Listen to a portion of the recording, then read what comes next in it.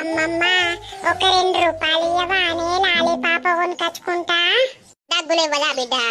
ఏ ఊకే తింటున్నా నాయే అమ్మమ్మ. అబ్బా ప్లీజ్ ఇయ్యే కొనుకొచ్చుకుంటా. ఇగో ఇత్తగాని మళ్ళా అమ్మ నన్ను తిడుతుంది.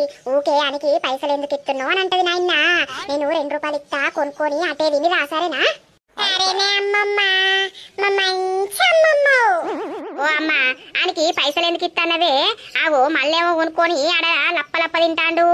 ఏ ఊకిస్తున్నా నా తీపిడ్డ తిననీయలేవు. ఏ నువ్వు గిట్ల గారాబం చేయకే. మళ్ళా మమ్మల్ని అక్కడికి పోయినాక సావ దొబ్బుతాడు పైసలు అని. ఏ నన్ను అడుగుతాడు, మిమ్మల్ని ఎందుకు అడుగుతాడు? ఇక్కడేం చెప్తాన్నవే? అట్టిరే కూర్చున్నా. ఏంది? నానమ్మ ఒక 2 రూపాయలు ఇవ్వవానే లాలీపాప కొనుక్కుంటా. ఏడున్నైరా పోరా. మీ అయ్యావేమన్నా నా దగ్గర దాచిపెట్టిర్రా ఏంది? ఒక్కరోజు గింతంత కూర అడిగితే వేసుకురావు గాని నీకు 2 రూపాయలు ఇవ్వాలా నేను?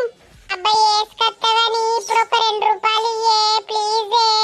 ఓ ఇట్లా బొచ్చడు సార్లు ఇచ్చినా మీ అవ్వనున్న అయ్యని అడకపో.